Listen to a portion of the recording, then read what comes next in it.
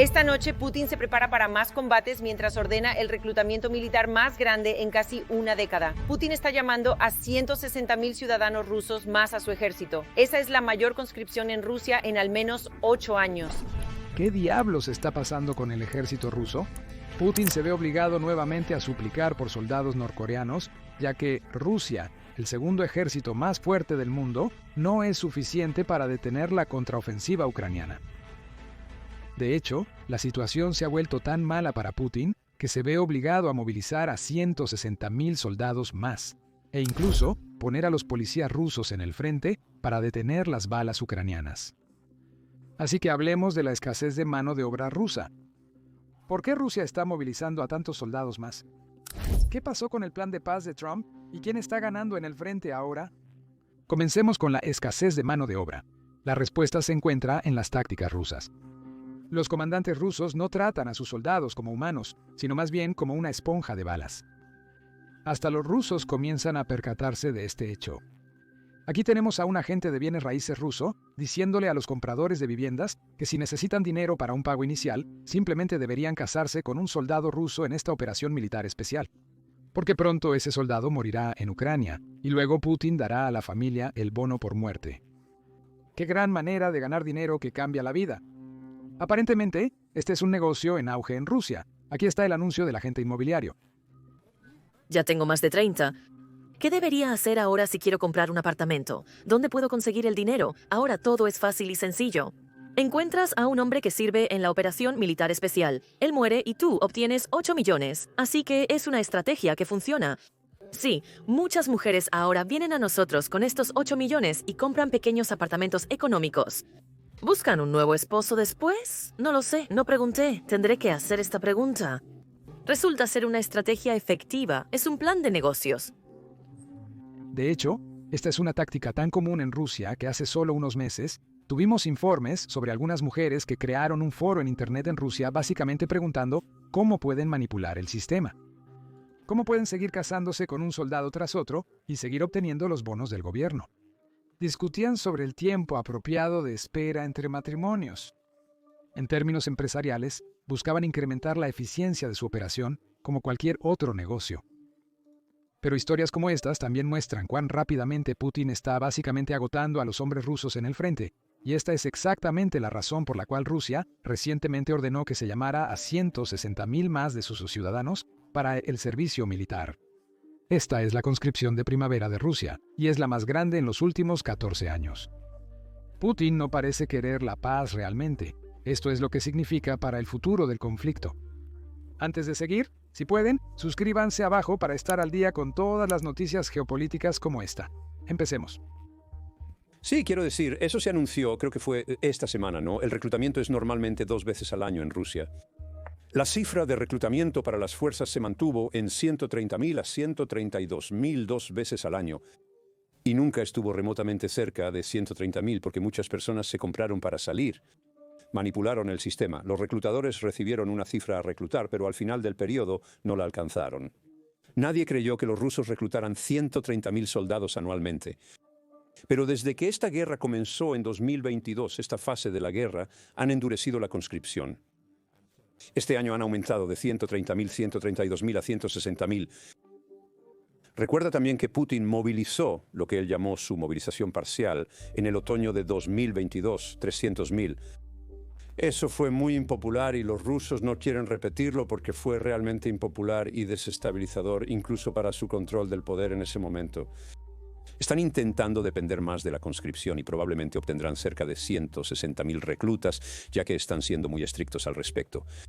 Pero realmente dependen del alistamiento voluntario entre los pueblos del este en Buryat y partes de los oblasts siberianos, las regiones, y muchas tropas extranjeras, y les están pagando enormes cantidades. Están firmando bonos extra al salario. Hay varias historias de algunas provincias orientales. Quiero decir, es muy conmovedora su manera. Toda la familia se presenta cuando el padre va a inscribirse. Y el padre tiene, ya sabes, 38, 39, 40. Y con el bono de inscripción que reciben, entonces su hijo y su joven esposa van a poder conseguir un departamento y su esposa va a poder conseguir un coche.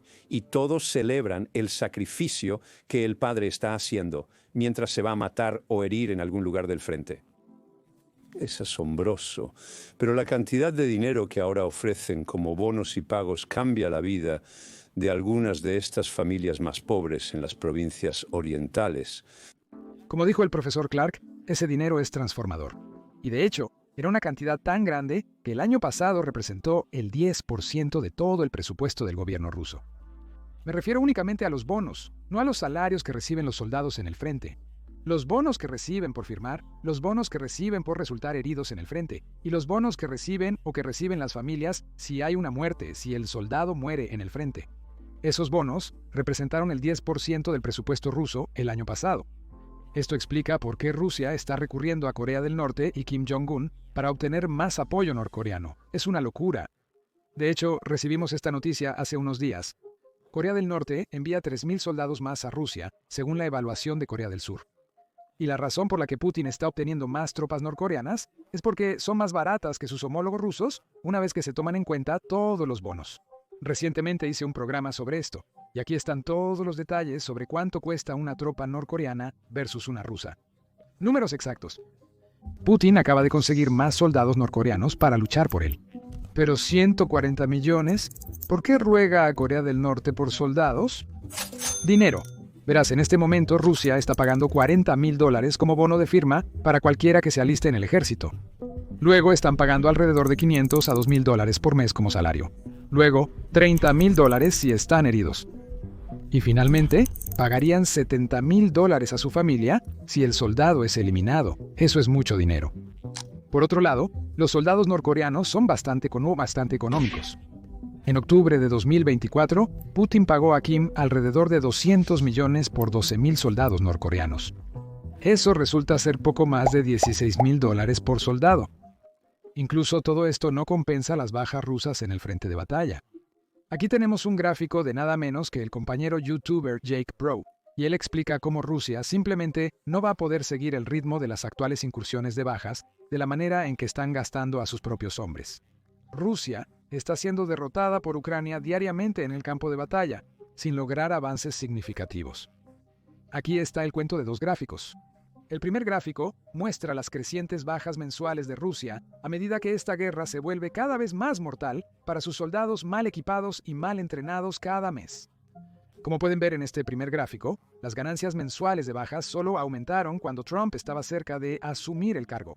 Luego bajó un poco, pero está subiendo de nuevo porque Rusia se da cuenta de que Estados Unidos no va a abandonar a Ucrania, y Ucrania tiene más que suficiente apoyo, incluso de sus aliados europeos, para seguir resistiendo a los soldados rusos. Volviendo al informe, el segundo gráfico muestra sus avances decrecientes en el campo de batalla. Rusia solo tomó 130 kilómetros cuadrados de territorio en marzo por sus 41,000 bajas. Sufrieron 315 bajas por cada kilómetro cuadrado de avances. A este ritmo de avances por baja, Rusia tendrá que soportar 152 millones más de bajas para finalmente capturar toda Ucrania. Eso simplemente no es sostenible. De hecho, incluso los rusos en casa se están dando cuenta de que Rusia no tiene lo necesario para tomar Ucrania. A pesar de los bonos ofrecidos por Putin, al ejército ruso le cuesta cada vez más conseguir nuevos reclutas. Entonces, ¿qué están haciendo? Están secuestrando a la fuerza a ciudadanos rusos. Están secuestrando personas desde sus trabajos, hogares e incluso iglesias y enviándolas al frente de batalla. Tengo algunos clips que son muy tristes. En un video, trabajadores de la construcción rusos huyen de su sitio de trabajo al escuchar un coche de policía acercarse, temiendo ser secuestrados y llevados al frente de batalla.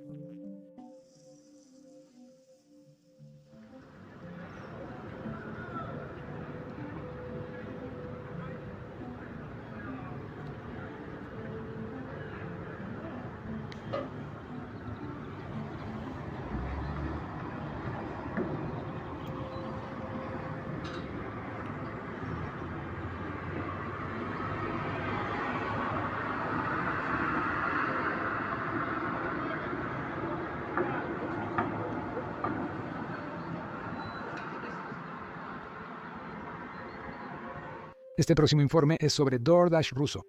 El mensajero de entrega ruso Samokat, un servicio igual a DoorDash que transporta comida básicamente en bicicletas y ciclomotores, se negó a recoger pedidos por miedo a ser enviado a Ucrania como carne de cañón. La policía ha estado deteniendo y llevándose a los mensajeros en ruta, literalmente secuestrándolos. La gente evita usar esa palabra. Estas personas están siendo secuestradas y enviadas al frente de batalla. Una vez en el frente de batalla, estas personas sin entrenamiento se ven forzadas a correr hacia las armas ucranianas. Comunicaciones interceptadas entre comandantes rusos confirmaron recientemente esto según un informe. Nueva inteligencia confirma que Rusia está eliminando a los suyos. La 63ª Brigada de Ucrania interceptó comunicación rusa que revela planes para ejecutar a las tropas de asalto en retirada durante su ofensiva cerca de Lyman. Si las tropas inexpertas se mueven, serán eliminadas por drones. Nuestros propios insisten en ello. Los soldados rusos sin entrenamiento que se dirigen al frente ucraniano son controlados por el miedo a la muerte, ya que es la única forma en que los rusos pueden mantenerlos bajo control. Dicen que si no corres hacia los ucranianos y tomas las trincheras, los rusos les dispararán por la espalda si intentan retroceder. Y por eso estos niños no tienen opciones, sino morir a manos de los ucranianos o los rusos. Mientras esto sucede, tenemos periodistas rusos hablando de cómo no deberían hablar de lo que está sucediendo en las líneas del frente, porque durante la guerra no importa cuál sea la verdad, solo importa cómo puedes ganarla. Y si eso significa mentir al público, eso es lo que deberías hacer la televisión rusa. Esto es lo que están discutiendo en la televisión nacional en Rusia. Aquí está el clip. En el contexto actual, la ética periodística no es efectiva. Cualquier periodista sensato, si viera algo en una herida de un soldado, por seguridad, se callaría para no terminar con una sentencia de prisión más tarde. Las circunstancias actuales difieren de las de tiempos de paz. Ese era el primer punto. El segundo punto trata sobre la efectividad de la propaganda. Solo si el propagandista mismo cree en lo que está transmitiendo, es cuando se vuelve efectivo. Porque si ellos están de acuerdo, dicen tonterías, y luego vuelven a casa y lo ahogan todo en alcohol, estoy de acuerdo. Con vodka o algo más. Eso es una mierda, estoy de acuerdo. Con vodka o algo más, esto es terrible y se está librando una guerra contra nosotros.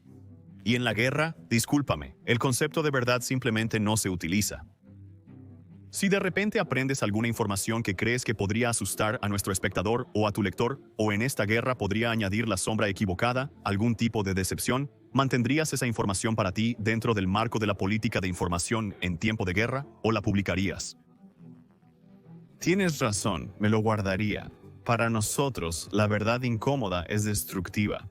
No queremos escuchar la verdad incómoda porque evocará en nosotros sentimientos de vergüenza, ira o algún tipo de desagrado. Nos sentiremos mal por ella. Porque, bueno, si hablamos del oeste, aquí está el llamado oeste liberal, ¿verdad? No podemos hacer nada malo, así que lo negaremos hasta el final. Esto se aplica tanto al oeste como a nosotros. Se trata de todos. Parece que el ejército ruso está tomando lecciones de los periodistas rusos porque también han dejado de decir la verdad a la familia rusa. Si envías a tu hijo, si envías a tu marido al frente y de alguna manera no sobreviven, aparentemente el ejército ruso no te dice que han muerto. No puedes encontrar el cuerpo, no puedes encontrar ninguna información. Incluso si vas al hospital, incluso si vas a la morgue, simplemente te rechazan porque está superpoblado y el ejército ruso se asegura de que el público no sepa exactamente cuán malas están las cosas en el frente. No quieren que el público sepa cuántos rusos están muriendo debido a la invasión sin sentido de Putin. Aquí tenemos a familias rusas apelando a Putin para que les ayude, para que les dé información sobre sus hijos que fueron a luchar por su país. En vista del enorme número de soldados rusos desaparecidos, que es simplemente aterrador, comenzando desde noviembre y luego diciembre, enero, febrero, y la cantidad de desaparecidos en marzo ya es muy numerosa. Pedimos aumentar el número de brigadas de evacuación porque el mando se refiere al hecho de que no hay suficientes brigadas. Le pedimos que alivie la morgue de Rostov. Es la única en todo el país que identifica a los muertos. La morgue está llena de cadáveres y la situación es aterradora. Debido a la alta ocupación hospitalaria, se restringe a los hospitales brindar información a familiares. ¿Por qué se nos oculta la verdad? Incluso en la Gran Guerra Patriótica, las estadísticas se llevaban mucho mejor que ahora, en la era de la alta tecnología. También mencionaste que parece que los rusos no valoran realmente las vidas rusas, especialmente las de los soldados. Por otro lado, los ucranianos valoran mucho la vida de sus soldados y ciudadanos. Algunas personas pro-ucranianas han mencionado que Ucrania enfrenta problemas de reclutamiento debido a que mucha gente ha abandonado el país. ¿Crees que esto podría significar que Ucrania estaría más dispuesta a la paz siempre y cuando no implique una rendición, sino garantías de seguridad adecuadas y congelar la línea del frente? Esa no es la impresión que tengo al hablar con mis amigos ucranianos que están dispuestos a aceptar algún tipo de fin de los combates solo por las bajas que han sufrido. Por supuesto, es miserable para ellos y ver a tantas personas inocentes asesinadas por estos ataques de drones que golpean edificios de apartamentos sucede casi todas las noches ahora. Creo que los ucranianos saben que esta no es una guerra con Rusia donde puedes decir está bien, nos rendimos y luego los combates simplemente se detienen. Eso no es lo que va a ser y cualquiera que piense que será así no está prestando atención a quiénes son los rusos, ¿no? Será Bucha y Mariupol por todas partes y por lo tanto creo que los ucranianos saben que tienen que seguir luchando hasta que tengan algún tipo de garantía, ya sea una fuerza de implementación de alto el fuego, algo que les dé confianza de que Rusia cumplirá con cualquier acuerdo. En este momento, mi sensación es que los ucranianos no tienen ninguna confianza en que Rusia cumpliría con cualquier acuerdo. Y con buena razón no tienen esa confianza. Entonces, creo que el hecho de que a los rusos, ciertamente al Kremlin, no les importan las bajas. Hay un punto, no sé dónde está ese punto, pero hay un punto en el que tendrán que empezar a preocuparse. Creo que por eso han evitado la conscripción en Moscú o San Petersburgo, porque no quieren tener, ya sabes, todos estos funerales en esas dos grandes ciudades como lo hacen en el resto de Rusia. Así que hay cierta preocupación allí. Y en algún momento esto comenzará a impactar realmente en la mano de obra para la industria. Entonces no sé dónde está ese punto. No es lo mismo que sería en Ucrania o un país occidental. Y haces un buen punto. El gobierno ucraniano tiene que encontrar una manera de animar a los ucranianos a volver a Ucrania para estar dispuestos a servir. Esta es la tarea del gobierno para ganarse la confianza de las familias de que su soldado no sería desplegado antes de que él o ella estuviera debidamente entrenado y equipado. Entendido. ¿Y en tu opinión, qué ves como un plan de paz realista? Preferiblemente, quisiéramos que toda la tierra ucraniana volviera a Ucrania, como la frontera de 1991, pero el gobierno de Trump parece estar haciendo tres grandes concesiones. No hay OTAN para Ucrania, que la administración de Biden tenía prácticamente la misma línea. No hay tropas estadounidenses en la OTAN, incluso después de un alto al fuego en un plan de paz y no regresar a las fronteras anteriores a 2014. ¿Cómo ves una paz realista y qué opinas de estas concesiones? Bueno, creo que es desafortunado que la administración renunciara a esas tres cosas incluso antes de que comenzaran las negociaciones. Quiero decir, eso es increíble. Permíteme decir que es un enfoque muy inusual para las negociaciones cuando los Estados Unidos tienen una enorme influencia sobre Rusia.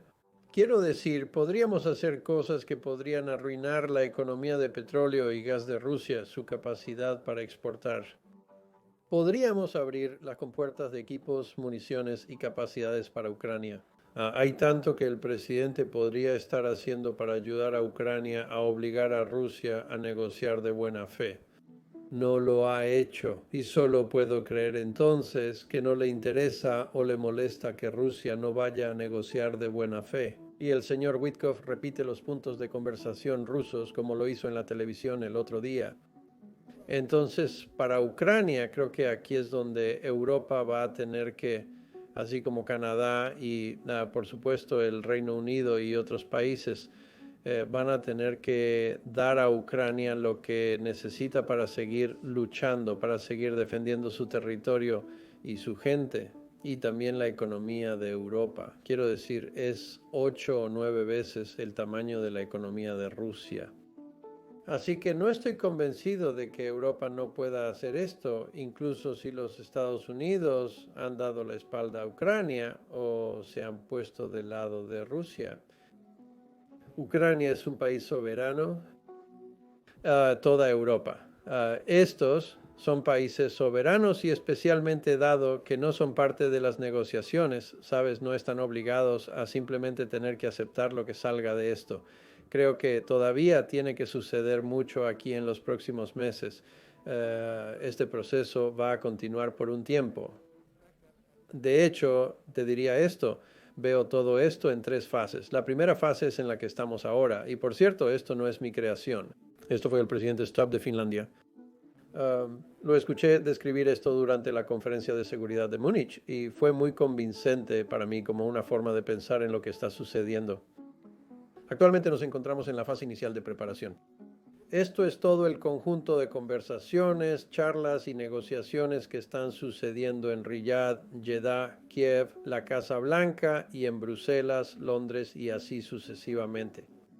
Todo esto se trata de llegar a un alto al fuego, que es la fase 2, un verdadero alto al fuego, no un alto al fuego parcial de 30 días. Pero sin bromas, el alto al fuego que los ucranianos deben tener para tener alguna confianza de que pueden llegar a la fase 3, que son las negociaciones reales sobre el futuro a largo plazo de Ucrania y Rusia. Y abarcaría, por supuesto, cosas mucho más allá de solo algún tipo de línea en el suelo en Ucrania. La fase 1 es lo que estamos haciendo actualmente. Esto también incluye a las naciones hablando sobre una fuerza de implementación de alto al fuego. ¿Qué debería ser? ¿Cuál sería su misión y reglas de compromiso? ¿Quién proporcionará qué? ¿Quién lo liderará? Todo esto es parte de la fase 1. La fase 2 sería el establecimiento real del alto al fuego de tal robustez que los ucranianos se sentirían confiados de que Rusia lo cumpliría. Y eso significa que la fuerza de implementación del alto al fuego tiene que estar allí y esta tiene que ser una fuerza capaz y que tenga las reglas de compromiso que le permitan castigar a Rusia cada vez que hubiera una violación del alto al fuego. De lo contrario, los rusos no tendrán ningún respeto por ello, al igual que no tuvieron ningún respeto por el alto al fuego de Minsk 1 y 2. Y luego la fase 3, como dije, esas son las negociaciones reales para el resultado a largo plazo. Veo que esto seguirá por meses.